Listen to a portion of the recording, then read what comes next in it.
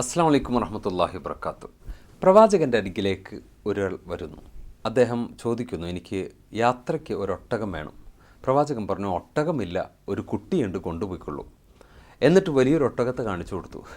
അപ്പോൾ അദ്ദേഹം ചോദിച്ചു, താങ്കളല്ലേ പറഞ്ഞത് ഒട്ടകമില്ല കുട്ടിയേ ഉള്ളൂ എന്ന്? അതെ, ആ ഒട്ടകം മറ്റൊരു അമ്മയുടെ കുട്ടിയാണ് എന്ന്. ഇങ്ങനെ പ്രവാചകൻ്റെ ചില തമാശകൾ ഹദീസുകളിൽ കാണുവാൻ സാധിക്കും. പ്രവാചകൻ തൻ്റെ ഭാര്യയുമായി ഓടുന്നു.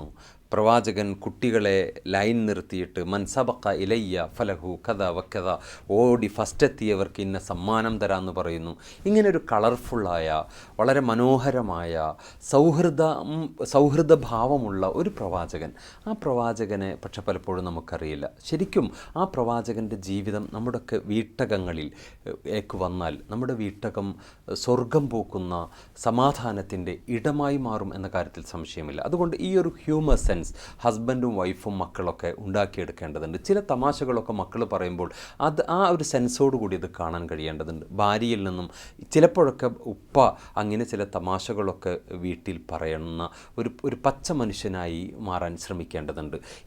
ഇപ്പോൾ നമ്മുടെയൊക്കെ വീട്ടകങ്ങൾക്ക് സംഭവിച്ചിട്ടുള്ളത് ഒരു തരം ഫോർമൽ ലാംഗ്വേജ്, ഒരു തരം ഔദ്യോഗിക ഭാഷയും ഔദ്യോഗിക സ്വഭാവവും ഒക്കെയാണ്. അതൊക്കെ മാറ്റി കുറേ കൂടി കളർഫുള്ളായി പരസ്പരം കമ്മ്യൂണിക്കേറ്റ് ചെയ്യുന്ന, പരസ്പരം ഹഗ് ചെയ്യുന്ന, പരസ്പരം സംസാരിക്കുന്ന ഒരു അവസ്ഥയിലേക്ക് നമുക്ക് വരാൻ സാധിക്കേണ്ടതുണ്ട്. അങ്ങനെ വന്നാൽ നമ്മുടെ ജീവിതം ഇതിനേക്കാൾ മനോഹരമായി മാറും. ലി തസ്കുനു ഇലൈഹ എന്ന് ഖുർആനിൽ ഒരു പ്രയോഗമുണ്ട്.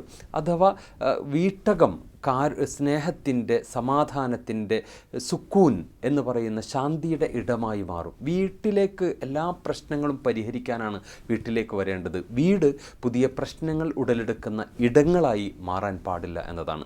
ഇതിന് വളരെ പ്രധാനപ്പെട്ട 2-3 കാര്യങ്ങൾ ഞാൻ പറയാം. ഒന്നാമത്തത് പ്രാർത്ഥനയാണ്. 2 പ്രാർത്ഥനകൾ എല്ലാ ദമ്പതികളും വളരെ ഗൗരവത്തിൽ പ്രാർത്ഥിക്കേണ്ടതുണ്ട് എല്ലാ ദിവസവും. റബ്ബന ഹബ്ലന മിൻ അസ്വാജിന വദുരിയാത്തിന ഖുർറത്ത അയുനിൻ. അല്ലാഹുവേ, എൻ്റെ ഇണയിൽ നിന്നും മക്കളിൽ നിന്നും കൺകുളിർമ അനുഭവിക്കാനുള്ള സൗഭാഗ്യമുണ്ടാകണമേ എന്നതാണ് ഒരു പ്രാർത്ഥന. മറ്റൊന്ന് റബ്ബന അഫ്രിഖ് അലൈന സ്വബ്ര. അല്ലാഹുവേ, എനിക്ക് ധാരാളം ക്ഷമ നീ ചൊരിഞ്ഞു തരണമേ എന്ന പ്രാർത്ഥനയാണ്. ഈ 2 പ്രാർത്ഥനയും വിശുദ്ധ ഖുർആൻ തന്നെ പറഞ്ഞതാണ്. മൂന്നാമത്തേത് അസ്സലാമു അലൈക്കും എന്ന അഭിവാദ്യമാണ്.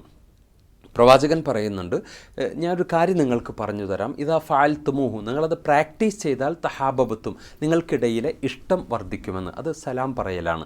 മറ്റൊരു പ്രധാനപ്പെട്ട കാര്യം ഖനാഅത്താണ്, ഉള്ളതുകൊണ്ട് തൃപ്തിപ്പെട്ട് ജീവിക്കുക എന്നതാണ്. പ്രവാചകൻ്റെ ഒരു പ്രാർത്ഥന കേൾക്കും നിങ്ങൾ. അല്ലാഹുമ്മ ജഅൽ റിസ്ഖ ആലി മുഹമ്മദിൻ ഖൂത്ത. അല്ലാഹുവേ, മുഹമ്മദിൻ്റെ ഫാമിലിക്ക് ഉള്ളതുകൊണ്ട് തൃപ്തിപ്പെട്ട് ജീവിക്കാൻ ഉള്ള സൗഭാഗ്യം തരണമേ. ഉള്ളതുകൊണ്ട് തൃപ്തിപ്പെട്ട് ജീവിക്കാൻ കഴിയുക എന്നത് വളരെ പ്രധാനപ്പെട്ട ഒരു കാര്യമാണ്. ധൂർത്തും ദുർവ്യയവും നിങ്ങളുടെ വീട്ടിൽ ഉണ്ടാകാൻ പാടില്ല. അത് വളരെ ശ്രദ്ധിക്കേണ്ടതുണ്ട്. മറ്റൊന്ന്, മാതാവും പിതാവും ഭിന്നസ്വരത്തിലാകാൻ പാടില്ല. 2 പേരും അഭിപ്രായങ്ങൾ ഒരുമിച്ചെടുക്കാൻ കഴിയേണ്ടതുണ്ട്. അതിനേക്കാൾ പ്രധാനമാണ്, മക്കളുടെ മുന്നിൽ വെച്ച് ഉപ്പ ഇൻസൾട്ട് ചെയ്യാൻ പാടില്ല. മക്കളുടെ മുന്നിൽ വെച്ച് ഉപ്പയെ താഴ്ത്തി സംസാരിക്കാൻ പാടില്ല, വില കുറച്ചു കാണാൻ പാടില്ല. അപ്പോഴേ അവർ മാതാപിതാക്കളെ റെസ്പെക്റ്റ് ചെയ്യുന്നവരായി വളരുകയുള്ളൂ. ഇതുപോലെ തന്നെ പ്രധാനമാണ് മക്കൾക്കിടയിൽ സാവൂബൈന ഔലാദിക്കും, നിങ്ങൾ മക്കൾക്കിടയിൽ തുല്യത പാലിക്കുക എന്ന പ്രവാചകൻ്റെ വചനം.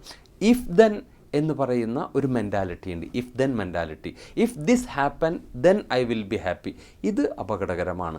ഇങ്ങനെ സംഭവിച്ചാൽ ഞാൻ ഹാപ്പിയാകും. We are learning to be unhappy. നമ്മൾ ശരിക്കും അൺഹാപ്പിക്ക് പഠിച്ചുകൊണ്ടിരിക്കുകയാണ്. യഥാർത്ഥത്തിൽ നമ്മൾ സന്തോഷത്തിൻ്റെ, സമാധാനത്തിൻ്റെ ഇടം കണ്ടെത്തേണ്ടത് I accept as you are. ഇപ്പോൾ എന്താണോ ഉള്ളത് അതങ്ങനെ തന്നെ സ്വീകരിക്കുക. ഇപ്പോഴുള്ള കാറ് അത് മതി, ഇപ്പോൾ എൻ്റെ മക്കൾ ഇങ്ങനെയാണ് അത് മതി, എൻ്റെ ഹസ്ബൻഡ്, എൻ്റെ വൈഫ്, ഇപ്പോൾ എന്താണോ ഉള്ളത് അത് മതി എന്ന ഒരു ഭാവം കാത്തു സൂക്ഷിക്കുക എന്നാണ്. രണ്ടാമത്തത് യെസ് ബട്ട് സൈക്കോളജിയാണ്. യെസ് എന്ന് പറഞ്ഞ് ശീലിക്കുക. പ്രവാചകൻ്റെ ഒരു സ്വഭാവം, മാസു ഇല റസൂലുള്ളാഹി സ്വല്ലല്ലാഹു അലൈഹി വസല്ലം, പ്രവാചകൻ എന്തൊന്ന് ചോദിക്കപ്പെട്ടാലും ലാ എന്ന് ഉത്തരം പറഞ്ഞിരുന്നില്ല എന്നാണ്. എപ്പോഴും പ്രവാചകൻ നഅം എന്നായിരുന്നു പ്രവാചകൻ്റെ മറുപടി ഉണ്ടായിരുന്നത്. അതുകൊണ്ട് മക്കൾ എന്തെങ്കിലും പറയുമ്പോഴേക്ക് നോ എന്ന് ശകാരിക്കുന്ന ഒരു ബോസ് ആയി ഉപ്പ തരം താഴാൻ പാടില്ല. അതുപോലെ തന്നെ മക്കളോട് എന്തെങ്കിലും മാതാപിതാക്കൾ പറയുമ്പോഴേക്ക് നോ എന്ന് പറയുന്ന മക്കളാകാൻ പാടില്ല. പരമാവധി നമ്മൾ യെസ് എന്ന് പറഞ്ഞ് ശീലിക്കുക. സർവശക്തനായ ജഗന്നിയന്താവ് നമ്മുടെ ഒക്കെ കുടുംബജീവിതത്തെ മനോഹരവും ഭാസ്വരവും ആക്കുമാറാകട്ടെ. അസ്സലാമു അലൈക്കും വറഹ്മത്തുള്ളാഹി വബറകാതുഹു.